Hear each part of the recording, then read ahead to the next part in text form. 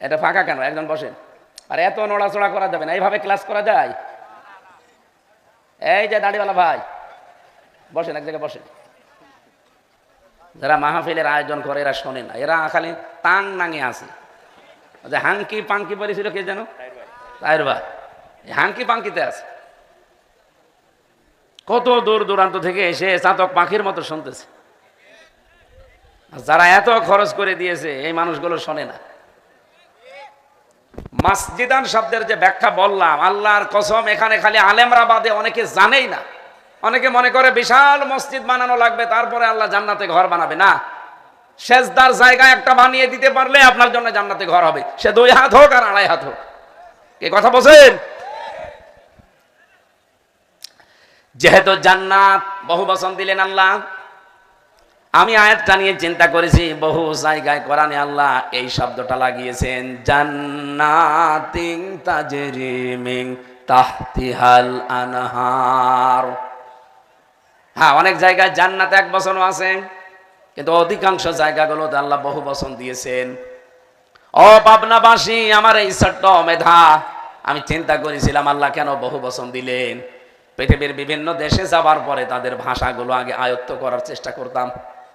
তামিলনাড়ুতে গিয়েছিলাম, ওদের ভাষা হালকা হালকা বুঝতাম।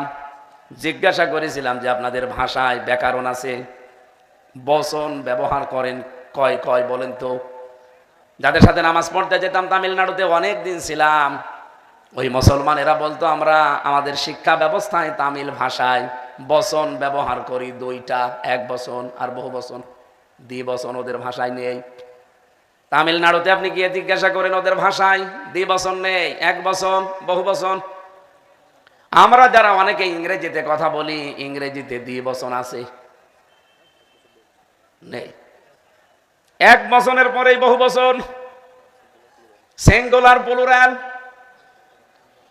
মালয়েশিয়াতে যেহেতু মাঝে মাঝে আমি যে থাকি, ওই ভাষাটাও কিছু কিছু হালকা বুঝি। আলিয়া, ওদেরকে জিজ্ঞাসা করেছি আপনাদের ব্যাকরণে বচন কত প্রকার? ওরা বলছে 2 প্রকার, 1 বচন আর বহু বচন, মাঝখানে দ্বিবচন নেই। আমরা যেহেতু বাংলায় কথা বলি, আমাদের ভাষায় বচন কত প্রকার?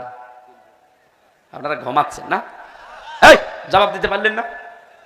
আমি কি অন্য ভাষার কথা বললাম? বাংলা কয় বচন? 1 বচন, দ্বিবচন, বহু বচন। আরবিতেও আছে, এই যে মাওলানা আছে, 1 বচন, দ্বিবচন, বহু বচন। আপনি একবারে 1 বচনের পরে বহু বচনে যেতে পারবেন না। আমরা এটা বোঝানোর জন্য বলি, যদি 1 বচন হতে হয় 1 হলেই হয়ে যাবে, দ্বিবচন হতে হলে 1 হলে হবে না। কয় হওয়া লাগবে? আরো জোরে বলেন। যদি বহু বচন হতে হয় আপনাকে কমপক্ষে 3 হওয়া লাগবে। এ মাওলানার মতো বহু মাওলানা এদেশে ওয়াজ করেছে, কোন মানুষকে যদি আল্লাহ একটা জান্নাত দেয়, তাহলে এই দুনিয়ার মতো কমপক্ষে 10 দুনিয়ার সমান। কোনদিন শোনেননি নাকি? শুনেছেন? তাহলে এখানে যেহেতু আল্লাহ জান্নাত বহু বচন দিয়েছেন, একটা জান্নাত যদি আমার আল্লাহ কাউকে দান করেন, সেটা যদি 10 দুনিয়ার সমান হয়, এখানে বহু বচন হিসাবে কমপক্ষে কত হওয়া লাগবে? আরো জোরে বলেন। 3 10। আপনাকে যদি আল্লাহ জান্নাত দেয়, কমপক্ষে এই দুনিয়ার মতো 30 দুনিয়ার সমান জান্নাত দান করবেন। কাজটা খুব বড়। মাত্র এখানে একটু একজনকে বসার জন্য আপনি একটু সুযোগ করে দেবেন। এই ওর যদি 1-1.5 হাত জায়গা লাগে বসতে, এতটুকু জায়গায় যদি নড়াচড়া করে ওরে দিতে পারেন, সূরা মুজাদালার 11 নম্বর আয়াত অনুযায়ী আল্লাহ পাক বলেন আপনার জন্য আল্লাহ একটা জায়গা ছেড়ে দেবে, আর ওই জায়গা পরিমাণ হবে এই পৃথিবীর 30 পৃথিবীর সমান।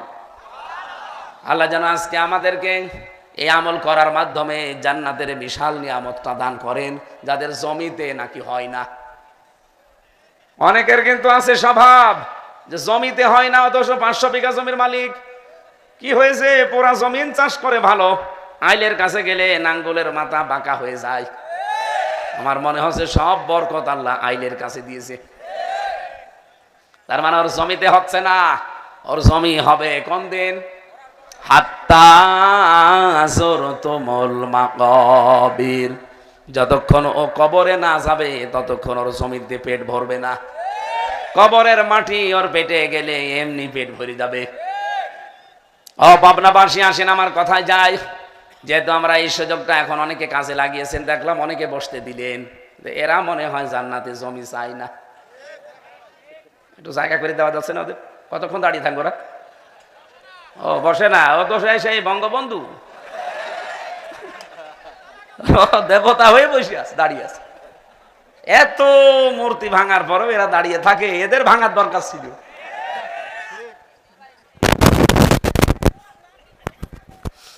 ও পাবনাবাসী, এবার আসেন আমরা তাফসিরে যাই। যে আল্লাহ আমাদেরকে কোরআনে কারীম শোনার জন্য নিজের বাড়ি ঘর, সারাদিনের পরিশ্রান্ত শরীর, ঘুমের বিছানা এখন লেলিয়ে দেওয়া দরকার, সব বাদ দিয়ে অন্তত 1-1.5 ঘন্টা কোরআনের একটা আয়াত বোঝার জন্য যে আল্লাহ আমাদের সুযোগ দিলেন, আজকের আয়াতটা শুনলে আপনি আশ্চর্য হয়ে যাবেন যে আমরা আছি কোথায়। যাই যাদেরকে আল্লাহ দয়া করে ময়দানে নিয়ে এসেছেন, আজকে বলেন আলহামদুলিল্লাহ। দরুদ আর সালাম পড়ছি মুহাম্মাদুর রাসূলুল্লাহ সাল্লাল্লাহু আলাইহি ওয়াসাল্লামের প্রতি। ওই জামানায় আল্লাহ নবীকে 5টা নামে স্পেশাল ভাবে ডাক দিয়েছিলেন কোরআনে।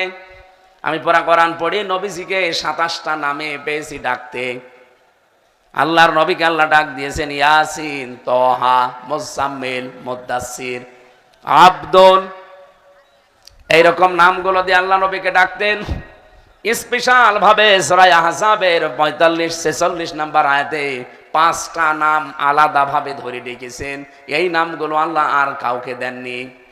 ইয়া আইয়ুহান নাবিয়্যু ইন্না আরসালনাকা শাহিদাও ওয়া মুবাশশিরাও ওয়া নাযীরা ওয়া দা'iয়ান ইলাল্লাহি বিইযনিহি ওয়া সিরাজাম মুনীরা। বলেন আল্লাহু আকবার। আল্লাহ পাক ডাক দিলেন, হে নবী, অবশ্যই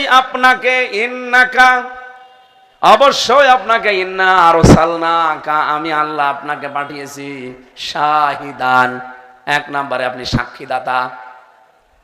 পাবনাবাসী ভালো করে জবাব দেবেন, যে কোনো বিষয়ের সাক্ষী দিতে হলে ওই জিনিসটা দেখা লাগে, জানা লাগে, নাকি আন্দাজে সাক্ষী দেওয়া যায়? না।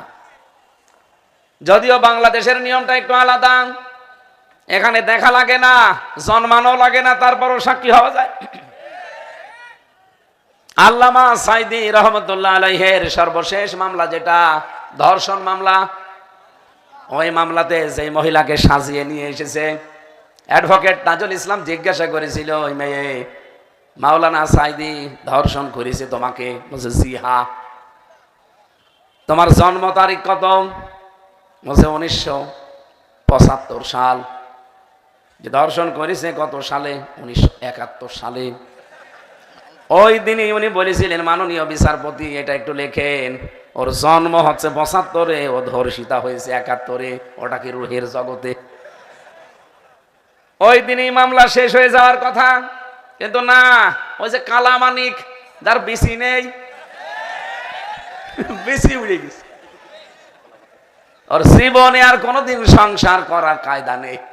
বিসি না থাকলে সংসার হবে? হ্যাঁ, আল্লাহ জিনিসপত্র উড়িয়ে দিয়েছে। এই শয়তান বলেছিল আল্লামা সাইদিকে আমি ফাঁসি দিতে পারলাম না, এটা আমার জীবনের বড় আফসোস। এখন নিয়ে ঠেলা। এ পৃথিবীর সব চাইতে বড় স্বৈরাচার যারা ছিল, দেশদ্রোহী যারা ছিল, তাদের ভেতরে অন্যতম যিনি পালিয়েছেন উনি। আপনি যদি বিশ্বাস নাও করেন, আমি বিশ্বাস করি, কারণ আমি নিজে ভিকটিম। 3টা বছর আমারে ফাঁসির কন্ডেম সেলের ভেতরে রেখে দিয়েছিল। আয়না ঘরের নামে আমিও প্রথমে 10 দিন ছিলাম মিনিটায়, বেগটায় আমাকে নেয়নি। মিনিটায় যে কষ্ট, বেগটায় না জানি কি কষ্ট ছিল। আল্লামা সাইদি রহমতুল্লাহ আলাইহি মাঝে মাঝে জেলখানার হাসপাতালে নিয়ে আসতো, ওই সময় দেখা করতাম। ওনাকেও বহু কষ্ট দিয়েছে জালিমরা। মুফতি ফখরুল ইসলাম ভাই, নোয়াখালীতে বাড়ি, কওমি মাদ্রাসার একজন মহাতামিম, আমার রুমেই দিয়েছিল ওনারে। আমার রাতের বেলা মাঝে মাঝে বলতো, হামজা ভাই, রিমান্ডে আমারে নিয়েছিল, বিশেষ করে ওই আয়না ঘরে, আমি বেগটায় ছিলাম, এত কঠিন মারাত্মক জায়গা। এই কথাগুলো তুলতো ওই সময়, যখন দেখতাম উনি হাত পা শার্ট করে পড়ে আছে। এমনিতেই 3.5 হাত এদিকে, এদিকে 2.5 হাত, মাঝখানে আবার টয়লেট দেওয়া এক কোনায়। এই রকম ঘরে যদি উনি শুয়ে থাকে তা আমি বসবো কোথায়? এই জন্য মাঝে মাঝে একটু রাগ করে বলতাম, আপনি কি করেন, এভাবে শুয়ে থাকেন, আমি সব কোথায়? আমারে বলছে, হামজা ভাই, মানুষ যে শুয়ে থাকে এটা যে কত বড় নিয়ামত আমি জানি। আমার এই পায়ের ভেতরে ভাবে হাত দিয়েছিল, এরপরে লোহার যে ব্যারিকেড আছে ওর সাথে তালা লাগিয়ে দিয়েছে। 24 ঘন্টা এভাবে বসে আছি। মাত্র সারাদিন সারা রাতে 1-2 বার টয়লেট করার সময় দিত, 1.5 থেকে 2 মিনিট। একবার যদি বলতাম একটু খুলে দেন, আমি একটু শার্ট হব, তখন গালি দিত বাবা মা তুলে। এটার ভয়তে কিছু বলতেও পারতাম না। এইভাবে বসে থাকতে 24 ঘন্টা আমার এই জায়গাগুলো দেখেন কেটে কেটে গেছে, কারণ যে হ্যান্ডকাপ খুব ধারালো। ওই সময় বুঝেছিলাম যে আয়না ঘরটা আসলে বিগ, যেটা বড় সেটা এটা কত কঠিন। আমি ছোটটাই ছিলাম, তাই আমি অর্ধেক হয়ে গেছি মাত্র 10 দিনে। আর যারা ওখানে বছরের পর বছর পড়ে আছে, আমার আমান আসমি ভাই, ব্যারিস্টার আরমান ভাই 8 বছর 10 বছর কি করে কাটিয়েছে। আপনি একটু নিজেকে প্রশ্ন করেন আর নিজেকে ওই জায়গায় দাঁড় করিয়ে বলেন তো, একটা মানুষ একটা ঘরে এদিকে মাত্র 3.5 হাত, এদিকে মাত্র 1.5 হাত, যে ফাঁসির কন্ডেম সেল ওইটাও প্রায় এরকমই, ওটা আবার 1 হাত বড়, এদিকে 3.5 হাত, এদিকে 2.5 হাত, আর ওইটা এদিকে 3.5 হাত, এদিকে 1.5 হাত। একজন মাত্র কাজ হয়ে শুতে পারে। কোনো আলো নেই, অন্ধকার 24 ঘন্টা। একটা মানুষ জানে না যে এখন কোন বছর চলছে, এটা কোন মাস সে জানে না, এটা কি বার চলছে আজকে তার জানা নেই, এখন যে কয়টা বাজে এটা তো কল্পনাতীত, জানাই নেই। আমি 3 ওয়াক্ত নামাজ আন্দাজে পড়েছিলাম, কারণ জানি না যে এখন কোন সময়। এমনিতেই মাটির নিচে, তারপর আবার অন্ধকার। একটা মানুষ এইভাবে কতদিন থাকতে পারে? বিদেশে এক সাংবাদিককে, এই যে গোম কমিশন যারা আছে তারা বলেছিল, আপনি এই ঘরের ভেতরে একটু থাকেন মাত্র 5 মিনিট। উনি 2 মিনিট থাকার পরে তাড়াতাড়ি বের হয়ে বলছে, এখানে মানুষের থাকা সম্ভব না। আমি মাঝে মাঝে আমার নিজেরটা এবং আমার ব্যারিস্টার আরমান ভাইয়েরটা ভাবি, আল্লাহ কি করে সে 8 বছর এই ঘরের ভেতরে কাটিয়েছে। এখনো পর্যন্ত অনেক জালেম, অনেক দেশদ্রোহী যারা, তারা পালিয়ে গেছে, এদের অনুশাসন আমরা দেখি না। এখনো পর্যন্ত বাইরে বসে বসে উস্কানি দেয়। কথা বলেন না কেন? তার ভেতরে অন্যতম নানক কাওয়া কাকু হাসিনা। লজ্জা আছে এই মানুষগুলোর? মানুষে এত নিচে নামতে পারে, কি আশ্চর্য! আপনি নিজে অন্যায় করার পরে অন্তত দুনিয়ায় বাংলাদেশে যদি কারো কাছে অপরাধ না করেন, ব্যারিস্টার আরমানের কাছে আপনি অপরাধ করেছেন। 8টা বছর ব্যারিস্টার আরমান কি করেছিল আপনার ক্ষতি বলেন? আমান আসমি ভাই 10 বছর কাটিয়েছে একটা ঘরে, কি করেছিল আপনার ক্ষতি? কি জবাব দেবেন কিয়ামতে যখন ওনার সামনে আপনাকে তুলবে? রব্বুল আলামিন বলেন, ফাকাইফা ইযা জিনা মিন কুল্লি উম্মাতিন বিশাহিদি ওয়া জিনা বিকা আলা হাউলাই শাহিদা। সূরা নিসার 41 নম্বর আয়াত। আল্লাহ কাইফা ব্যবহার করেছেন যে কেমন হবে তখন, যখন এই অপরাধীটাকে ডাক দেব আমি আল্লাহ, তার আমার সামনে ওকে দাঁড় করিয়ে ওরে সাক্ষী দেওয়ার জন্য। নবী, ফাকাইফা ইযা জিনা মিন কুল্লি উম্মাতিন বিশাহিদি ওয়া জিনা বিকা, এর সাক্ষী দেওয়ার জন্য আপনাকে আমি হাজির করব। আপনি যখন সাক্ষী দেবেন এর পক্ষে বিপক্ষে যেভাবেই হোক, কেমন হবে দৃশ্যটা বলেন তো আপনি? আল্লাহ প্রশ্ন করছেন। কাইফা শব্দটা কোনো সেন্টেন্সের আগে যদি ব্যবহার হয়, বাংলা অর্থ দাঁড়ায় যে আল্লাহ বিশ্বাস করতে চায় না। কোন আয়াতকে যদি আল্লাহ বোঝাতে গিয়ে দেখেন যে এটা এমন আশ্চর্য যে আল্লাহ নিজেও তার বিশ্বাস হতে চাচ্ছে না যেটা হতে পারে, তখন কাইফা শব্দ দেন। এটা বালাগাত মানতিকের 13টা কায়দা আছে কাইফা ব্যবহার করার, এর 9 নাম্বার কায়দায় পাবেন। আমি সেই আলেমে থাকতে পড়েছিলাম। রব্বুল আলামিন পড়া কোরআন শরীফে যেখানে কাইফা দেখবেন, আপনি আজকে থেকে মনে রাখবেন যে কোনো আশ্চর্য জিনিস এখানে আছে। কাইফা তাকফুরুনা বিল্লাহি ওয়া কুনতুম আমওয়াতান ফাআহইয়াকুম। আল্লাহ পাক বলেন, কেমন করে মানুষ আমার কুফরি করে, আমার সাথে নাফরমানি করে, আমারে মানতে চায় না। এটা তো আমারই বিশ্বাস হয় না, কারণ মৃত ছিল। ওরা আমি আল্লাহ জীবন দিয়েছি, ও কুফরি যে করে করে কি করে আমার সাথে? ও মৃত্যু ছিল, ওর কোনো অস্তিত্ব ছিল না, নামগন্ধ তো দূরের কথা, সেখান থেকে ওরে আমি আল্লাহ হামজা বানিয়েছি। অথচ আমার সাথে নাফরমানি করে, আমার সাথে কুফরি করে, আমার বিধান মানতে চাই না, এটা আমারও বিশ্বাস হয় না। তাহলে এই জায়গায় আল্লাহ কাইফা দিয়ে আশ্চর্য যে কেমন হবে বলেন তো নবী, যখন আমি এই লোকটাকে আমার সামনে দাঁড় করাবো আর সাক্ষী হিসাবে আপনাকে আমি নিয়ে আসবো। ও পাবনাবাসী, বিশ্ব নবীর 1 নাম্বার পরিচয় আল্লাহ আয়াতে দিলেন, তিনি শাহিদান, সাক্ষী দাতা। শব্দ শুনে অনেকের মনে হতে পারে এ আবার কি? আরে ভাই, কত গুরুত্বপূর্ণ শব্দ, আপনি জানেন এটা? সাক্ষী দেওয়া লাগে দেখে দেখে। উনি 1500 বছর আগে বিদায় নিয়েছে, উনি আমাদের সাক্ষী দেবেন কি করে বলেন? কিয়ামত পর্যন্ত তো নবীজি থাকবেন না, উনি তো চলে গেছে দুনিয়া ছেড়ে। দুনিয়া আমি হামজার এই যে আমানুল্লাহ এর সাক্ষী হিসাবে উনি সাক্ষী দেবেন কি করে? তাফসিরে ফি জিলালিল কোরআন সাইয়্যিদ কুতুব রাহমাতুল্লাহ আলাইহি লিখেছেন, এই পৃথিবীতে কিয়ামত পর্যন্ত সাক্ষী থাকবে। এই সাক্ষীগুলো যারা দুনিয়ায় দিতে পারবে, সত্যের সাক্ষী, এই সাক্ষ্যটাই তাকে হয়তো নবীজির কিয়ামতের দিন ওই সাক্ষীর সাথে আল্লাহ জুড়ে দেবে। আমাদের এখন মানব জীবনে বাংলাদেশে সবচাইতে বড় সাক্ষীর নাম হচ্ছে রায় দেওয়া, সাপোর্ট করা, ভোট দেওয়া, সমর্থন জানানো। এটা একটা সাক্ষী। আপনি কি মনে করেন যে দুনিয়ার কাজ না? এটা একটা সাক্ষী। আপনি যারে তারে সার্টিফিকেট দিতে পারেন না, যার তার পক্ষে সাক্ষী দিতে পারেন না। মাইয়াশফা শাফাতান হাসানাতান ইয়াকুল্লাহু নাসীবুম মিনহা। সূরা নিসার 85 নম্বর আয়াতের প্রথম অংশে আছে, 5 নম্বর পারার 10 নম্বর পৃষ্ঠার 11 নম্বর লাইনে আছে। আল্লাহ বলেন, কোন ব্যক্তি যদি ভালো কাজে সুপারিশ করে, রায় দেয়, সমর্থন জানায়, ভোট দেয়। ভোট বললাম বলে রাগ হয়ে গেল? আপনি মারেফুল কোরআন খোলেন, এখানে আল্লাহ ভোট শব্দটাই ব্যবহার করেছেন। আরবিতে বলা হয় আমানাত। আরবিতে কি? বা শাফাত। কেউ যদি সুপারিশ করে, ভোট দেয়, রায় দেয়, সমর্থন জানায়, পেছনে থাকে, সাপোর্ট দেয়, এই লোকটা ভালো কাজ করে যে সওয়াব পাবে, আপনি শুধু ভোট দিয়ে তার অংশ পাবেন।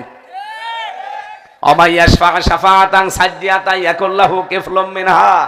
কোন মানুষ যদি অন্যায় করে আর আপনি যদি সাপোর্ট দেন, রায় দেন, ভোট দেন, ও অন্যায় করে যা হবে আপনি সাপোর্ট দিয়েই তাই হবে। এটা দুনিয়ার কাজ হয় কি করে আমার তো বুঝে আসে না। যারা ধান্দাবাজ তারা আমাদেরকে এটা বোঝায় যে রাজনীতি করা এটা দুনিয়ার কাজ, এইটা করা লাগবে কেন, এটা করা লাগবে কেন, মানে এই কথাগুলো আজ বাংলাদেশের মানুষ না বোঝে, বোঝানো হয় না। এই জন্যে এদেশে 54 বছর পার হয়ে গেছে, ইসলাম এখনো আদেশের জায়গায় যায়নি। ইসলাম আছে অনুরোধের জায়গায়। আজ খতমে নবুয়ত ঢাকায় বিশাল সমাবেশ করে অনুরোধ করা হচ্ছে। কেন আপনি অনুরোধ করবেন? 92% মুসলমানের দেশে ইসলাম যদি আমরা আদেশের জায়গায় রাখতে পারতাম, আমরা নিজেরাই আইন পাশ করে কাদিয়ানীদের কাফের ঘোষণা করতাম। কতদিন আর সি হুজুর করবেন? কতদিন আর দালালি করবেন? আপনার কথা শোনে না, আপনি তো দেখতে পাচ্ছেন 54 বছর কত মানুষ কত আশা আমাদেরকে দিয়েছে, আমাদের কাছ থেকে সাপোর্ট নিয়ে, রায় নিয়ে, ভোট নিয়ে তারা বলে যে কথা শোনা হবে, কিন্তু সিআরপি এ গেলে তাদের আর মনে থাকে না। আমরা এবার আর কারো দাবার গুটি হতে রাজি না। টাম কার্ড হিসাবে আমাদেরকে কেউ খেলতে পারবে না। এবার আপনি দেখেন এই বাংলাদেশে এখন সব মুসলমান প্রায় এক হয়ে গেছে। প্রশ্ন আসতে পারে, অনেক আলেম তো আসেনি, ওগুলো আলেম না। উম্মতের ঐক্য যারা নষ্ট করে ওগুলো আলেম নামের জালেম। আমি ফতোয়া দিচ্ছি, ওগুলোর ঈমান নেই। জুব্বা থাকতে পারে, দাড়ি থাকতে পারে, আজকের তেলাওয়াত কিন্তু আয়াত থেকে আপনি একেবারে খাপের খাপ মিলিয়ে নেবেন। এই জন্য সাক্ষ্যের বিষয়টা হেলায় খেলায় কেউ নষ্ট করবেন না। কেউ যেন না ভাবে এ আর কি, এতটুকু বললে আর কি হয়। কত মানুষকে এই ধোঁকাবাজ মুনাফিক শয়তানরা বোঝাচ্ছে যে টাকা দিয়ে গেলাম, অন্তত টাকাটা হালাল করে খেয়েও। তখনও বলে যে টাকাও খাবো, আবার অন্য জায়গায় ভোট দেবো, ডবল গুনাহ হবে। আরে ভাই, আপনি টাকা খেয়েছেন এক গুনাহ, আল্লাহর আইনের বিরুদ্ধে রায় দেবেন আর এক গুনাহ। এই কথা বলেন না কেন? সুতরাং টাকা যদি কেউ দিতে আসে, খাওয়াতে আসে, খাবেন, কারণ টাকা আপনারই। ও টাকাও পেল কোথায়?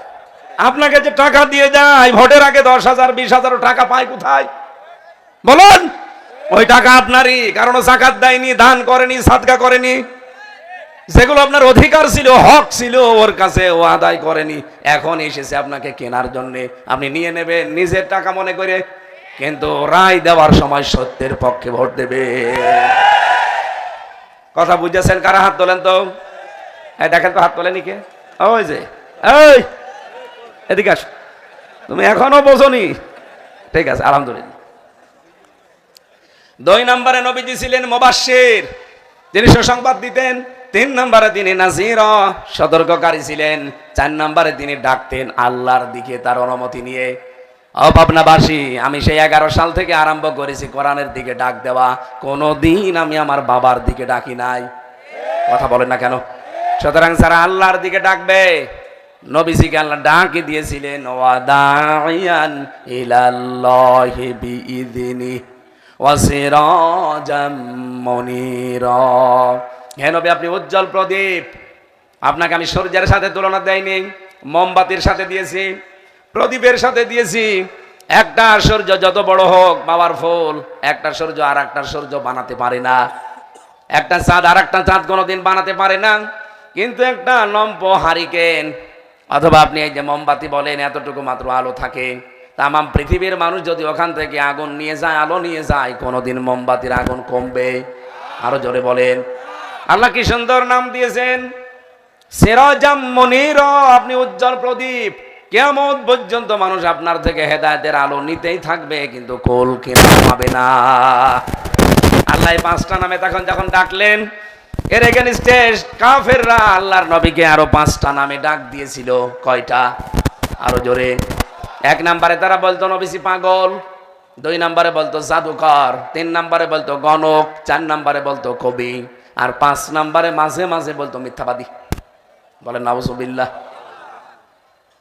আল্লাহ যে 5টা নামে ডাক দিয়েছিলেন, কাফেররা যে 5টা নাম নবীজিকে বানিয়ে দিয়েছে, বলেন একটা নামের সাথেও নবীজির সম্পর্ক আছে। প্রথম নাম কি? বলেন না কেন? পাগল। আপনার মানুষকে তো পাগলের পরিচয় দেওয়া লাগবে না, কারণ আপনারা পাগল পোষেন। কথা বলেন না কেন? সারা বাংলাদেশে একটা জায়গা আছে যেখানে পাগল লালন পালন করা হয়। সুতরাং আপনাদেরকে পাগলের ব্যাখ্যা বলা, আমি নিজেই পাগল হয়ে যাব। আপনারা যেহেতু পাগল ভালো করেন, পাগলের অবস্থা আপনারা ভালো জানেন যে কি করে থাকে। চুলগুলো উস্কো খুস্কো, দাঁতে ময়লা, শরীরে ময়লা। কিন্তু নবীজির সিরাত পড়ে দেখেন বিশ্ব নবীর চেহারা কেমন ছিল। হযরতে আনাস রাদিয়াল্লাহু তাআলা আনহু বলেন, আমার মা উম্মে সুলাইম একবার নবীজিকে দাওয়াত দিলেন, আমি বাড়িতে নিয়ে আসলাম এশার নামাজ পড়ে। বিশ্ব নবী মুহাম্মদুর রাসূলুল্লাহর দিকে আমার মা বারবার তাকায়, আর আকাশের চাঁদের দিকে তাকায়। আমি জিজ্ঞাসা করলাম, মা, নবী চলে এসেছে, খাবারের ব্যবস্থা করো।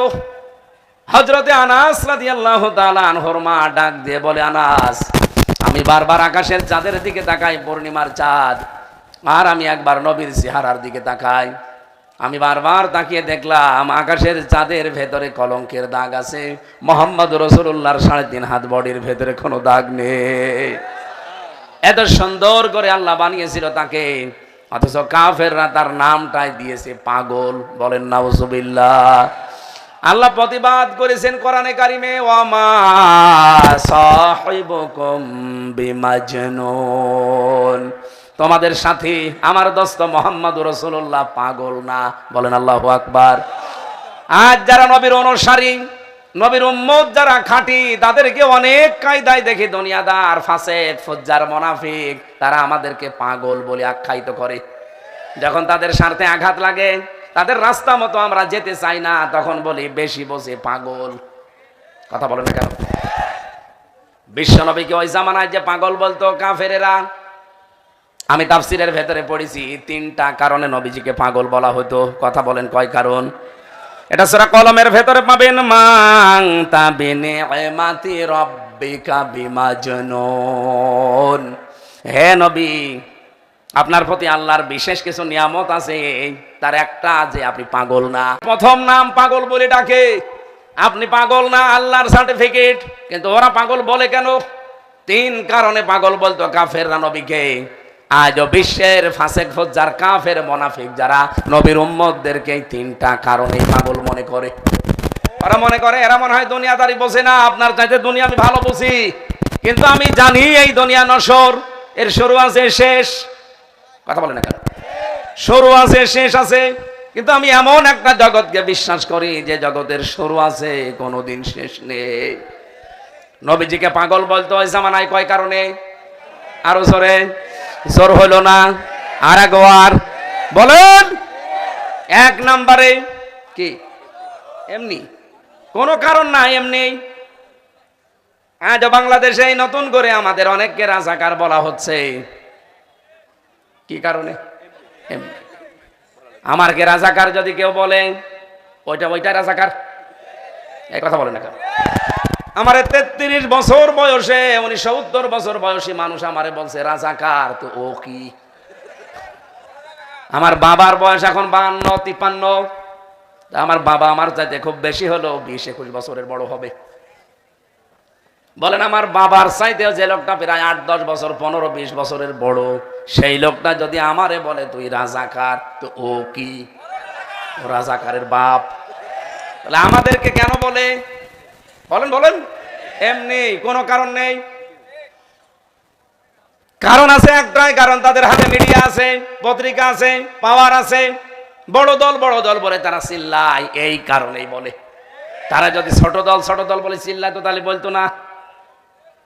অথচ তালিকা পেয়েছিলাম যাদেরকে রাজাকার এই দেশে বলা হচ্ছে, ট্যাগ দেওয়া হচ্ছে, জাতিকে আজ বিভক্ত করার চেষ্টায় আছে, সেই দলে মাত্র 37 জন রাজাকার, তারপরেও 13 জন মরে গেছে। আর যারাই চাপাবাজি করছেন এখন তাদের 1040 জন। কত? সাজর যদি সইকে বলে তোমার পেছনে ফোঁটা, আমার মনে হয় ওর দাঁত খুলে ফেলা লাগবে। আমার ফোঁটা মাত্র একটা, আর তোর? নবীজিকে পাগল বলতো ওই জামানায় প্রথম কারণ ছিল এমনি। দ্বিতীয় কারণ কি?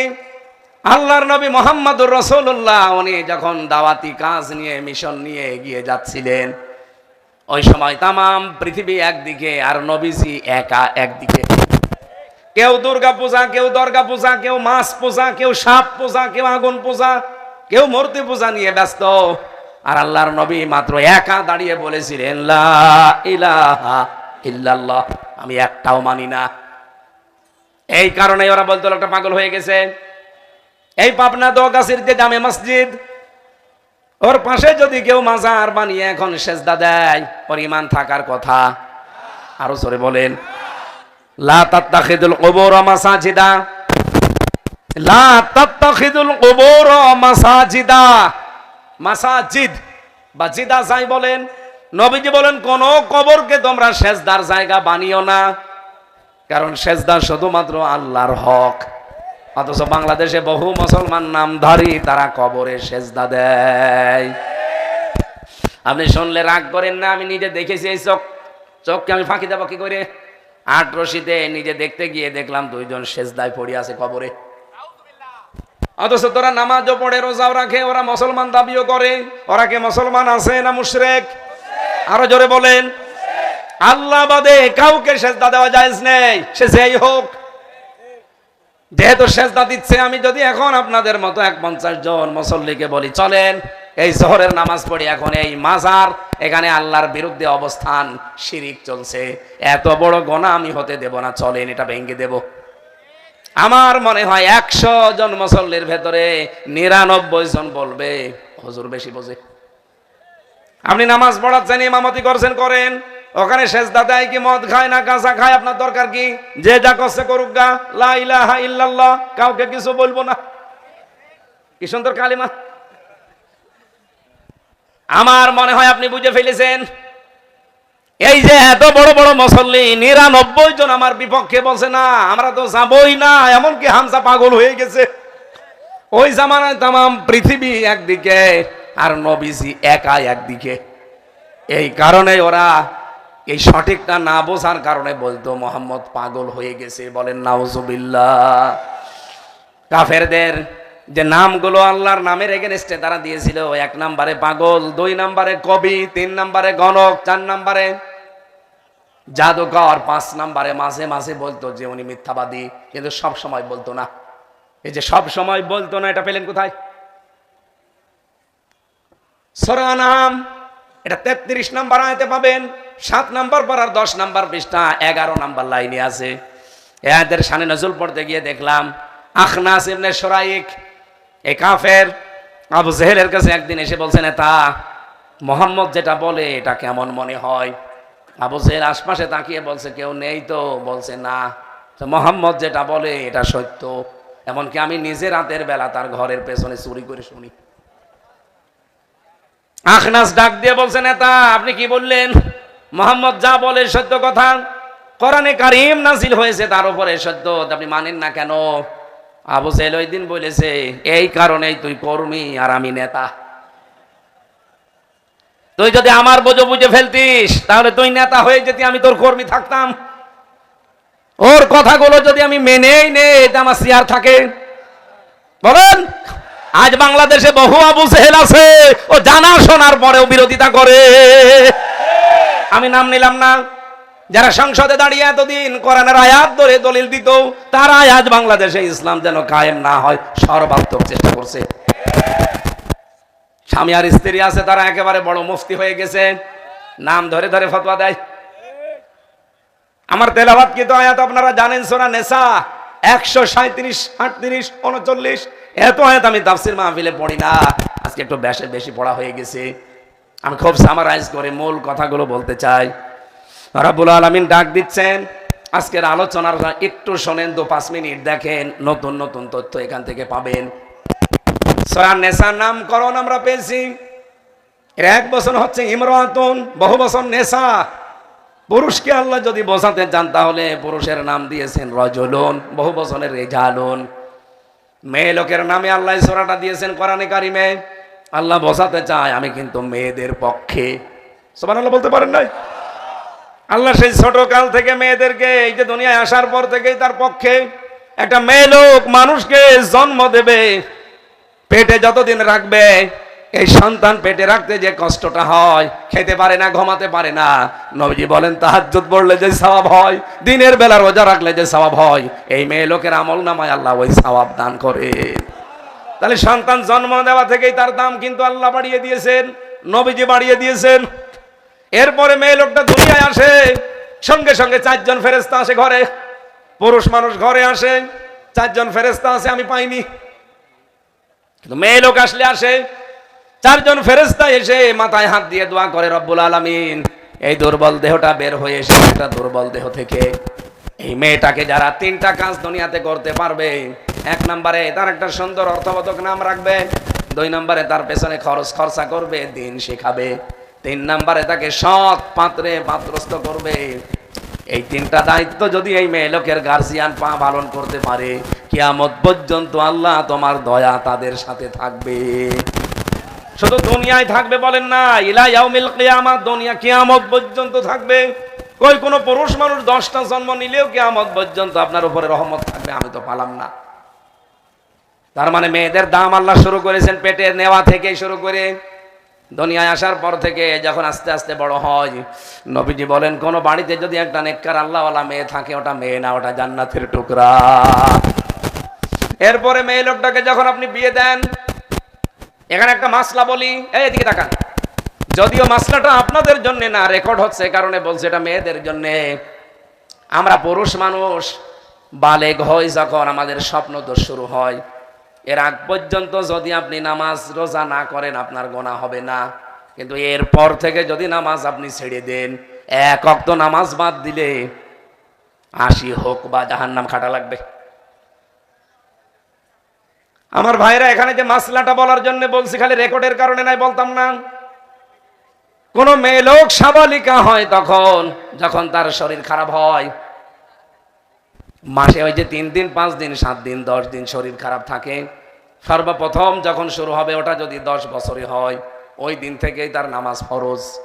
যদি 12 বছরে হয়, ওই দিনের পর থেকেই তার নামাজ ফরজ। যদি 15 বছরে হয়, এর আগ পর্যন্ত নামাজ পড়া লাগবে না, রোজা রাখা লাগবে না। মনে করেন 15 বছর আপনার মেয়ের বয়স, আপনি জানেন না তার শরীর খারাপ হয় কি না হয়, কিন্তু আপনার স্ত্রী জানে। এই জন্য মা বোনেরা যদি শুনতে পান, আপনার দায়িত্ব হবে আপনার স্বামীকে একটু টাচ দেওয়া। তোমার মেয়ে কিন্তু বালেগা হয়ে গেছে, এখন থেকে যেন ও নামাজ রোজা অন্তত বাদ না দেয়। এই দিনের পর থেকে যদি আপনার মেয়ে নামাজ না পড়ে, আপনি তাহাজ্জুদ পড়েন, 5 ওয়াক্ত পড়েন, হজ করে এসেছেন, ও একবার নামাজ না পড়লে ওর গোনা আপনার আমল নামায়ও যেতে থাকবে। মেয়েদের সম্মান আল্লাহ কোথায় পৌঁছিয়েছেন। এরপরে আপনি মেয়েটাকে বিয়ে দেওয়ার সময়, বাংলাদেশে আমরা উল্টাপাল্টা কাজে আছি। আমার রাগ হয় এই কারণে, কারণ আজ 36 বছর মেয়ে লোক ক্ষমতায়, 54 বছরের ভেতরে কত বলেন বলেন 36 বছর মেয়ে লোক ক্ষমতায় 54 বছরের। অথচ আশ্চর্যের বিষয় হচ্ছে যৌতুক নামে মহা কৌতুক। এই 36 বছরে এই মেয়ে লোক 2 জন আজ ওই দেশ থেকে বিদায় করতে পারে নাই। বড় বড় কথা বলেন আপনি। আমার তো মনে হয় এবার ইসলাম যদি দেশে আসে, কোরআন হাতে নিয়ে আমি কথা দিতে পারি, যৌতুকের নামে যে মানবতার সাথে মহা কৌতুক চলছে, এটা ঝাঁটা পিটাই করে বিদায় করা হবে। রাজি আছেন না আপনারা? কারা কারা রাজি আছেন? লিল্লাহি তাকবীর।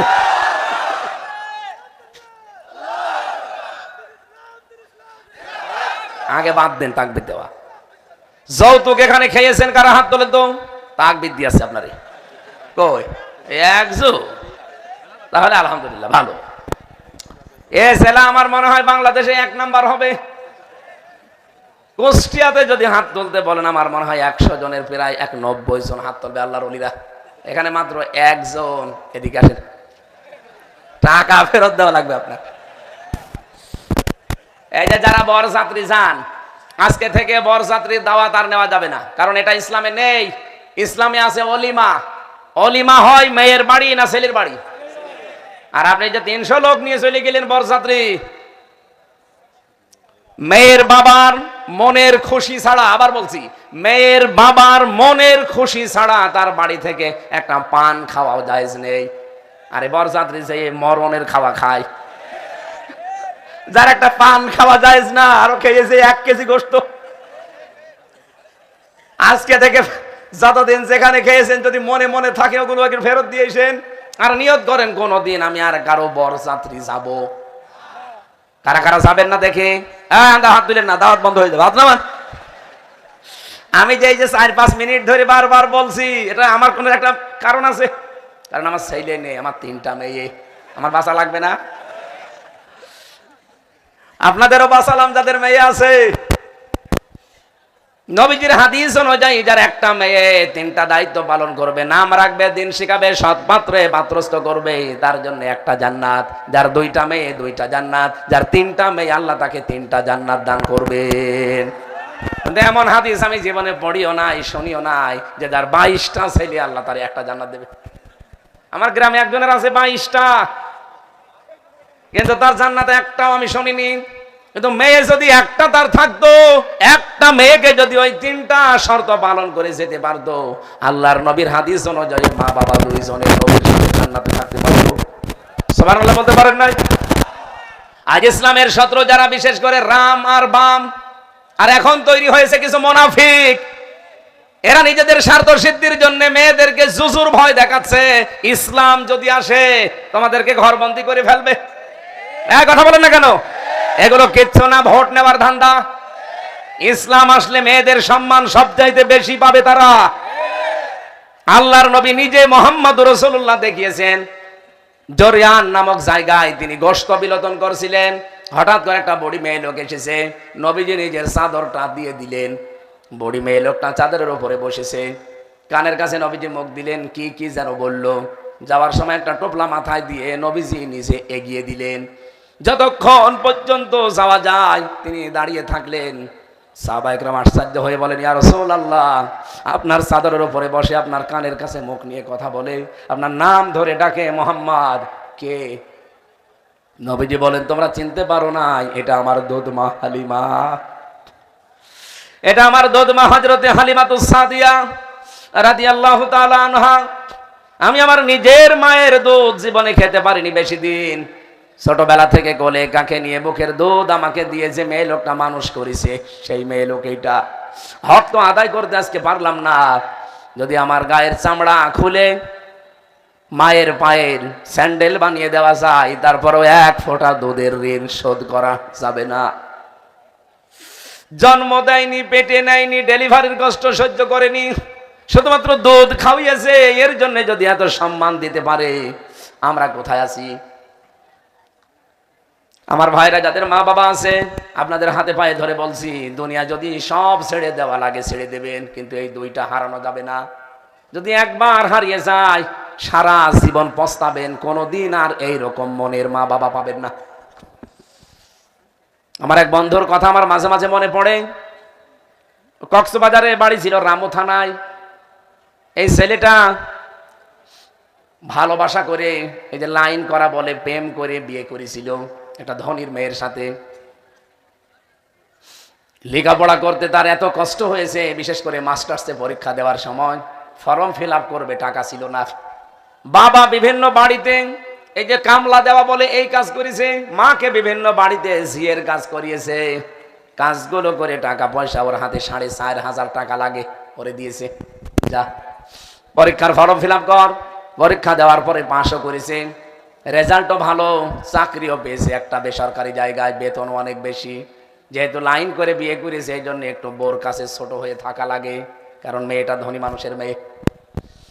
ও বলেছে, তুমি আমার পরিচয় যে থাকতে চাও, বাড়িতে যাওয়া যাবে না, গ্রাম্যই মেয়ে, গ্রাম্যই মা বাবার পরিচয় আমাদের চলবে না পরিবেশে, কারণ আমরা একটা স্ট্যাটাস নিয়ে চলি।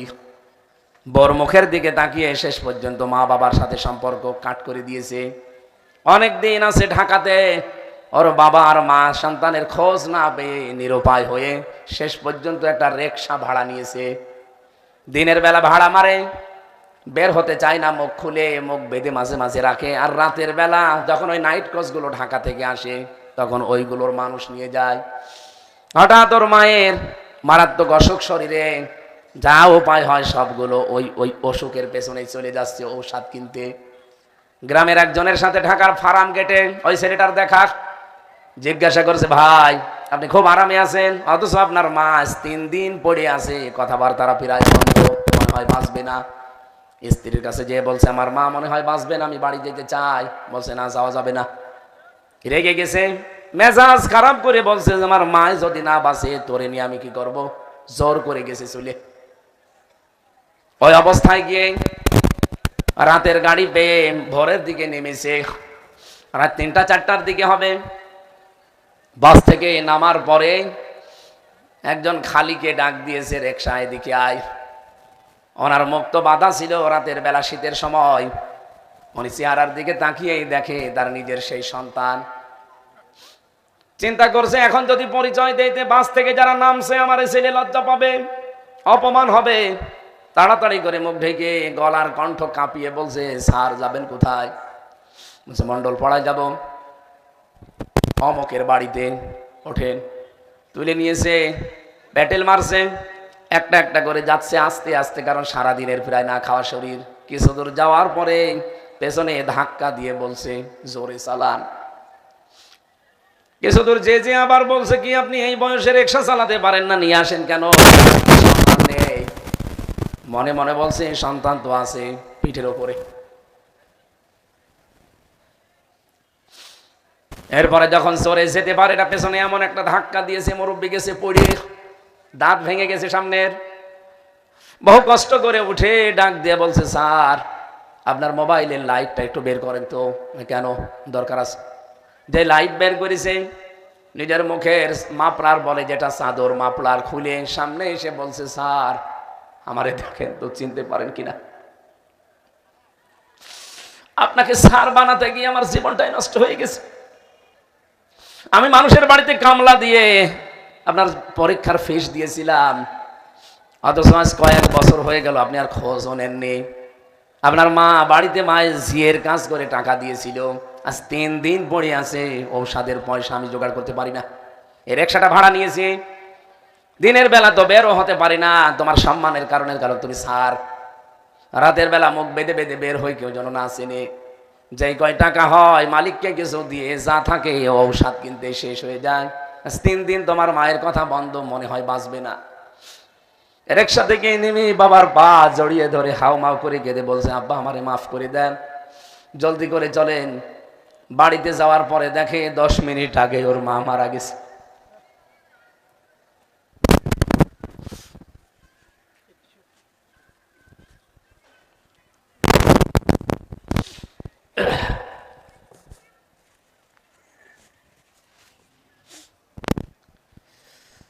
দৃশ্য দেখে বাবাও হার্ট অ্যাটাক করে 10 মিনিটের ভেতরে বিদায় নিয়েছে। মা বাবা আর পা জড়িয়ে বলে, আমাদেরকে ক্ষমাও করে গেলে না। কয়েকদিনের ভেতরে ওর বোর সাথে যেহেতু রাগারাগি করে এসেছিল, ও ডিভোর্সনামা পাঠিয়ে দিয়েছে। ধনী মানুষের মেয়ে ওর বাবাকে কল দিয়েছে যে অফিসে কল দেন, ওর চাকরি যেন না থাকে, ওইটাও চলে গেছে। ওরে দুনিয়াও শেষ, কান্নাকাটি করছে। মার বাবা আমাকে শেষ কথাটা বলেও যেতে পারলে না, আমার দুনিয়াও শেষ হয়ে গেল, আখিরাতও শেষ হয়ে গেল। অপাবনাবাসী, আমার তো মনে হয় শুধু আমার ওই বন্ধুর অবস্থা এমন না, বাংলাদেশে বহু যুবক আমরা এখন এই পর্যায়ে আছি। নবীজি বলেন, কোন স্ত্রী যদি চায় যে আমার স্বামী আরো বেশি দিন বেঁচে থাক, আমার স্বামীর সম্পদ এবং সম্মান আরো বেড়ে যাক, ওই মহিলার উচিত তার স্বামীকে বারবার তাকিদ দেওয়া যে স্বামী যা করো অন্তত মা বাবা এবং রক্তের সম্পর্ক যারা, এদের সাথে আচরণ ঠিক করো। কারণ হাজারো পুরুষ আমরা আমাদের মা বাবা এবং আমাদের নিজেদের নিকট আত্মীয় যারা রক্তের সম্পর্ক, এদের সাথে সম্পর্কগুলো ভালো রাখতে পারি না, হক আদায় করতে পারি না একমাত্র বোর কারণে। এরকম ছোট মনের বউ আছে? কার হাত তোলেন তো। কোন এলাকায় আসলাম ওয়াজ করতে, আল্লাহর ওলি বসে আছে।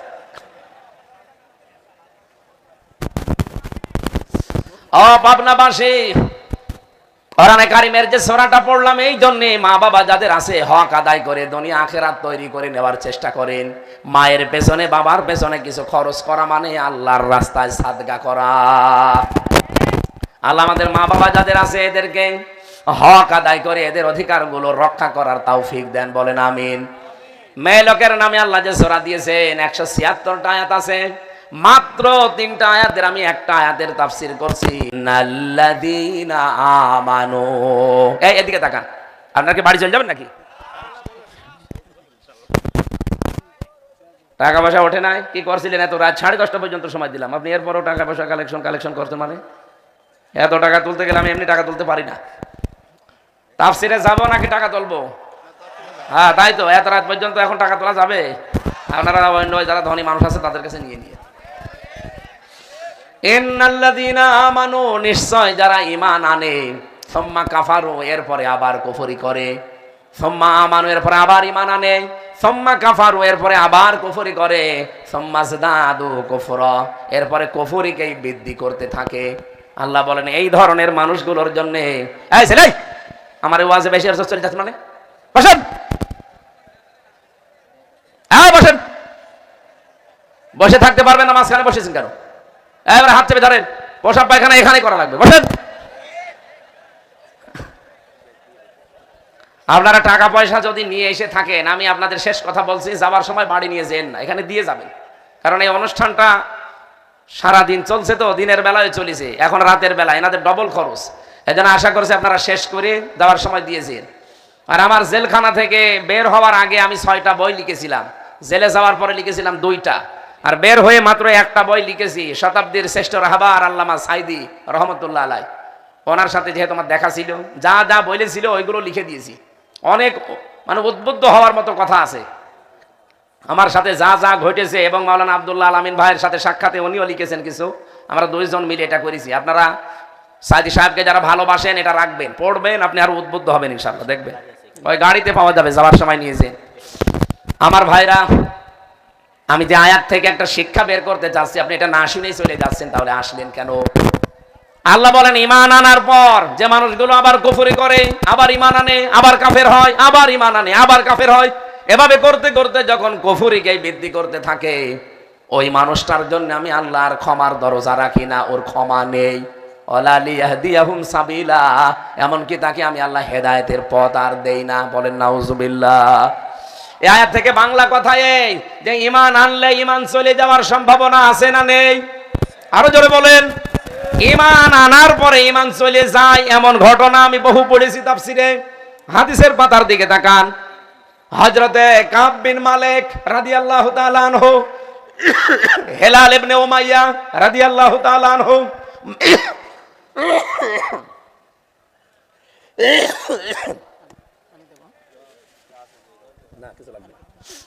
মুরারা বিন রবি রাদিয়াল্লাহু তাআলা আনহু, এই তিনজন সাহাবী তাবুক যুদ্ধে যায় নাই।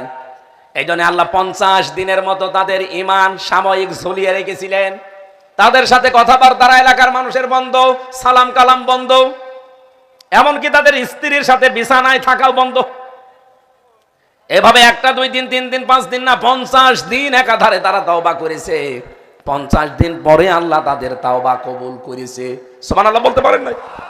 তার মানে কি বোঝা গেল যে ঈমান আনলে ঈমান থাকে না, ঈমান মাঝে মাঝে চলেও যায়। কিন্তু বাংলাদেশে এমন কিছু বুজুর্গ পীর সাহেব আছে, তাদের ঈমান যায় না। এই যে ঈমান এনে বসে আছে, ও যে ইসলামের শেকড় কেটে যাচ্ছে, তারপরও ওর ঈমান যায় না। ওর ঈমান নাকি আরো পাকা।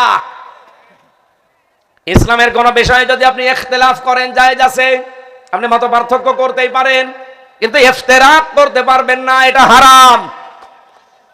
উম্মত যখন আজ বাংলাদেশের সবাই এক হওয়ার জন্য হালকা হালকা এগিয়ে যাচ্ছে, কিছু আলেম নামে জালেম ক্ষমতার কিছু চেয়ার পাওয়ার জন্য, ভাগ পাওয়ার জন্য পাগল হয়ে গেছে। এগুলো তো মনে হচ্ছে যে পাগলা কুত্তায় কামড় দিয়েছে। পাগলা কুকুরে কামড় দিলেও মানুষ এত পাগল হয় না। আজ যারা উম্মতের ঐক্য নষ্ট করতে চাচ্ছে, সে যেই হোক, ওরে বাইরের কোন জেলায় আর রাখা ঠিক হবে না, ওরে নিয়ে আসা লাগবে। কোথায়? হ্যাঁ, ওরে ধরে বেঁধে হলো বেঁধে রাখা লাগবে নির্বাচনের আগ পর্যন্ত, কারণ পাগল হয়ে গেছে চেয়ার পাওয়ার জন্য। আরে ভাই, আপনি যাই বলেন, জাতি কিন্তু বুঝে ফেলেছে আপনি দুনিয়াদার, আপনি শয়তান। নাই তো সবাই যখন ছাড় দেয় আর আপনি এক চেয়ার পাওয়ার জন্য পাগল হয়ে বসে আছেন। ঈমান আপনি মনে করছেন আমার টার চাই না, সাহাবীদের ঈমান ঝুলেছিল, আর আপনার ঈমান যায় না। একজনের নামই তাফসিরে এই আয়াতটার শানে নজল পড়তে গিয়ে দেখলাম, নাম ছিল তার ইবনে খাতাল। এই লোকটা ঈমান এনেছিল, এরপরে আবার ঈমান ত্যাগ করে বেঈমান হয়ে গেছে, এরপর আর ঈমান আনে নাই। ইতিমধ্যে ও বাজারে বাজারে গিয়ে আল্লাহর নবীর নামে কবিতা রোদ কোৎসা রটনা করে লিখতো, আর মানুষকে নবীজির নামে গালি দিয়ে শোনাতো। বলেন নাউজুবিল্লাহ। হঠাৎ এর ভেতরে মক্কা বিজয় হয়ে গেল। নবীজি ঘোষণা দিলেন, সবাইকে মাফ করে দাও। কিন্তু কয়েকজন মানুষের নাম ধরে ধরে বললেন, এদের কোনো মাফ নেই। তার ভেতরে আবু জেহেলের ছেলে ইকরামা, এই ইবনে খাতাল, এরকম কয়েকজনের নাম ধরে বলেছিলেন এদের কোনো মাফ হবে না, ক্ষমা নেই। এই লোকটা চালাক ছিল, যেহেতু আর ঈমান আনে নাই। ইকরামা রাদিয়াল্লাহু তাআলা আনহু পরবর্তীতে উনি মুসলমান হয়ে যায়। কিন্তু এই লোকটা মুসলমান হওয়া দূরের কথা, ও চুরি করে অন্তত কাবা শরীফের এরিয়ার ভেতরে চলে এসেছে। ঘোষণা দিচ্ছে, ওয়ামান দাখালাহু কানা আমিনা, কারণ ও তো আগে মুসলমান ছিল, এখন নাই বেঈমান হয়ে গেছে। ঘোষণা দিচ্ছে, ওয়ামান দাখালাহু কানা আমিনা, কাবার এরিয়ার ভেতরে প্রবেশ করলে সে নিরাপদ, তাকে কেউ কিছু বলতে পারবে না। এটা কোরআনের নির্দেশ। এমনকি আপনার বাবার হত্যাকারীকেও যদি আপনি কাবার এরিয়ার ভেতরে দেখেন, কিছু বলতে পারবেন না, কারণ ওই জায়গাটা নিরাপত্তার বেষ্টনী দিয়ে রেখেছেন কে? ও ঘোষণা দিয়ে দিলে যে না, আমারে আর কেউ মারতে পারবে না, তাহলে কোরআন অবমাননা করা হবে। নবীজির কাছে খবর গেল, ইয়া রাসূলুল্লাহ, ও তো কাবার এরিয়ার ভেতরে এসে এই ঘোষণা দিচ্ছে, করব কি? আল্লাহর নবী বলেন, ও কাবার এরিয়ায় না, ও যদি কাবা ঘরের ভেতরেও থেকে বসে থাকে, ওখানে ওকে আলাদা করো। আমার মনে হয় ও যা করেছিল নবীর বিরুদ্ধে, আজ বাংলাদেশে বহু মানুষ ওকে ছাড়িয়ে চলে গেছে। এজন্য এদের কোনো ক্ষমা করা, বলেন বলেন, আর এরা ক্ষমা চাইবেও না। এত কিছুর পরে 15.5 মাসে এদের অনুশোচনা হয় না, এখনো পর্যন্ত উস্কানি দেয়। খাতামাল্লাহু আলা কুলুবিহিম, আল্লাহ বলেন ওদের কলবের উপরে আমি মোহর লাগিয়ে দিয়েছি। ওয়া আলা সামিইহিম, তাদের কানের উপরে পর্দা দিয়ে দিয়েছি। ওয়া আলা আবসারিহিম গিশাওয়া, তাদের চোখের উপরে পর্দা দিয়ে দিয়েছি। ওয়া লাহুম আযাবুন আযীম, আর যন্ত্রণাদায়ক আযাব তাদের জন্য রেডি করে রেখেছি। সুতরাং এই কঠিন কথা শোনার পরেও যদি কারো মন না গলে, কেউ যদি দিনের দিকে অ্যাক্টিভ ভাবে ফিরে আসতে না চান, আপনি লিখে নিতে পারেন আপনি ইবনে খাতালের মতোই হয়ে গেছেন। ও কাবা শরীফ দেখেছে, নবীজিকে জীবিত দেখেছে, কোরআন শরীফ সামনে পেয়েছে, এরপরেও ঈমান আনার পরও আবার বেঈমান হয়ে গেছে, আর ফিরে আসে নাই। একে যদি কাবার ভেতরে পাওয়ার পরও নবীজি বলেন হত্যা করো ওখানে। আপনারা যারা আজ দেশের ক্ষতি, ইসলামের ক্ষতি, প্রকাশ্যে হোক গোপনে হোক আপনি যা করেছেন আপনি তো জানেন। কত মানুষের অধিকার আপনার দ্বারা নষ্ট। এখনো পর্যন্ত যদি ব্যারিস্টার আরমানের পরিবারের কাছে এসে বলে যে আমার ভুল হয়ে গেছে, আয়না ঘরে রেখেছিলাম, আমারে মাফ করে দেন, উনি যদি মাফ করে আপনি মাফ পাবেন। ব্যারিস্টার আরমান যদি মাফ না করে, আল্লাহর কসম আল্লাহ আপনাকে মাফ করবে না। আমি নিজেও যেহেতু ভিকটিম 3 বছর, আমিও যদি আপনাকে মাফ না করি, কারণ আমি অপরাধ করে জেলে যাইনি, বিনা কারণে আপনারা আমাকে জেলে রেখেছিলেন, আমার তো শাস্তি হয়নি মামলার। এই যে 3 বছর পরে যদি আমার শাস্তি হয়ে যেত, তাহলে বোঝা যেত আমি অপরাধী। কিন্তু শাস্তি তো দিতে পারলেন না। আমাকে শুধু মামলা থেকে অব্যাহতি দেয়নি, আমার মামলা পুরাটা খারিজ করে দিয়েছে। তার মানে ওরা 400 পৃষ্ঠা লিখেছিল আমার নামে, একটা লাইনের সাথেও আমার কোনো মিল নেই, সব ওদের বানানো। আমার মনে হয় আগামীর বাংলাদেশে এই আইন তৈরি হবে যদি ইসলাম আসে, যে আন্দাজে কারণ আমি মিথ্যা মামলা, মিথ্যা সাক্ষী দিয়ে যদি তারে 6 মাস, 1 বছর, 2 বছর, 5 বছর জেল খাটান, শেষে যখন তার মামলাটা খারিজ হয়ে যাবে, প্রমাণ হবে না, যারা এই মিথ্যা মামলা, মিথ্যা সাক্ষী দিয়েছে, মামলার আয়ু থেকে শুরু করে একেবারে যারা টপ টু বটন, প্রত্যেককেই ওই রকম শাস্তি দেওয়া লাগবে। তাহলে দেশে মিথ্যা মামলায় কেউ জেল খাটবে না, মিথ্যা সাক্ষী দিতে কেউ রাজি হবে না। এই কথা বলে না কেন? এটা করা দরকার না? আপনাদের এত কিছু বোঝানোর পরেও যে মানুষ ফিরে আসতে চায় না। একটা লোকের নাম পড়লাম হাদিসের পাতায়, আব্দুল্লাহ বিন আবি সারা রাদিয়াল্লাহু তাআলা আনহু। এই লোকটা ঈমান আনার পরে আবার বেঈমান হয়ে গিয়েছে, কিছুদিন পরে আবার ফিরে এসেছে, আবার বেঈমান হয়েছে, আবার ফিরে এসেছে। নবীজির কাছে ফিরে আসার পর আল্লাহর নবী তাকে মাফ করে দিয়েছেন। এমনকি তার পুরস্কার হিসাবে হযরতে ওসমান রাদিয়াল্লাহু তাআলা আনহুর জামানায় তিনি একটা দেশের গভর্নরের দায়িত্ব পালন করেছে। এই 53 বছর যারা অপরাধ করেছেন, মনের উপরে জুলুম করেছেন, নফসের উপরে, শয়তানের ধোঁকায় এই দেশের বিরুদ্ধে, মানবতার বিরুদ্ধে, আল্লাহ রাসূলের বিরুদ্ধে অবস্থান নিয়েছেন, ফিরে আসেন, সময় আছে। ইন্নামাত তাওবাতু আলাল্লাহি লিল্লাযিনা সাওয়াল আযাবি বিজাহালাতিন সুম্মা ইয়াতুবুনা মিন করিব। সূরা নিসার 17 নম্বর আয়াতে আছে, আল্লাহ বলেন তাওবা তো তাদের জন্য যে মানুষগুলো না জেনে ভুল করে ফেলে, ভুল করার পরে সঙ্গে সঙ্গে আমি আল্লাহর কাছে ফিরে আসে, তাওবা করে। ওয়াকান আল্লাহু আলিমান হাকিমা, এই লোকটার জন্য আমি বিজ্ঞ এবং অভিজ্ঞ হয়ে বসে আছি। ওয়ালাইসাতিত তাওবাতু লিল্লাযিনা ইয়ামালুনা সাজ্জিয়াত, ওই লোকটার জন্য তাওবা কবুল হচ্ছে না, হবে না। ওয়ালাইসাতিত তাওবাতু লিল্লাযিনা ইয়ামালুনা সাজ্জিয়াত, যে লোকটা একটার পরে একটা অন্যায় করতেই থাকে, অনুশোচনা করে না। আমি মনে হয় বোঝাতে পেরেছি। হাত্তা ইযা হাদারা আহাদাহুমুল মাউতু ক্বালা ইন্নী তুবতুল আনা ওয়ালাল্লাযিনা ইয়ামুতুনা ওয়া হুম কুফফার। হঠাৎ করে যখন মরণ চলে আসে তার কাছে, তখন লোকটা ভালো হওয়ার চেষ্টা করে। আল্লাহ বলেন না, বন্ধ হয়ে গেছে তোর দরজা, অহুম কুফফার, ও কাফের অবস্থায় মরে যায়। উলাইকা আতাদনা লাহুম আযাবান আলিমা, এই মানুষগুলোর জন্য আমি প্রস্তুত করে রেখে দিয়েছি যন্ত্রণাদায়ক শাস্তি। বলেন নাউজুবিল্লাহ। ও পাবনাবাসী, পাশের জেলা কুষ্টিয়া, অনেক ভালোবাসি আপনাদের, কারণ বাংলাদেশে আমি যত জায়গায় কথা বলেছি সব চাইতে বেশি বলেছি পাবনায়। কয়েক বছর নয় জালেমরা আসতে দেয়নি, বাকি 3 বছর নয় জেলে ছিলাম। এর আগে তো পাবনায় কোনো গ্রাম আমার বাকি নেই, প্রায় গ্রামে আমি গেছি। বড় আশা ভরসা নিয়ে, তামান্না নিয়ে, ইচ্ছা নিয়ে, আকাঙ্ক্ষা নিয়ে এসেছি। আমি আশা করছি যারা ভুলের ভেতরে ছিলেন ফিরে আসেন। এখনো কিন্তু পূর্ব দিগন্তে সূর্য ওঠে নাই, পশ্চিম দিকে এখনো সূর্য ওঠে নাই। পশ্চিম দিকে যেদিন সূর্য উঠবে ওই দিন আপনার তাওবার দরজা বন্ধ হয়ে যাবে।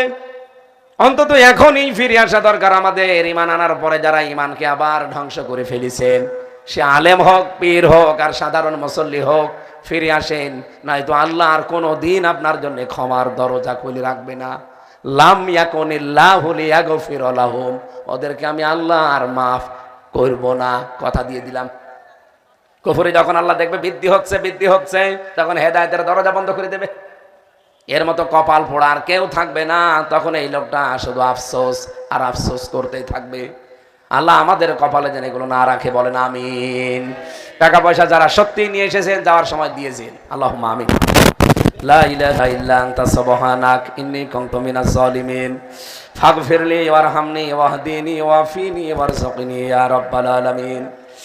আল্লাহ তাআলা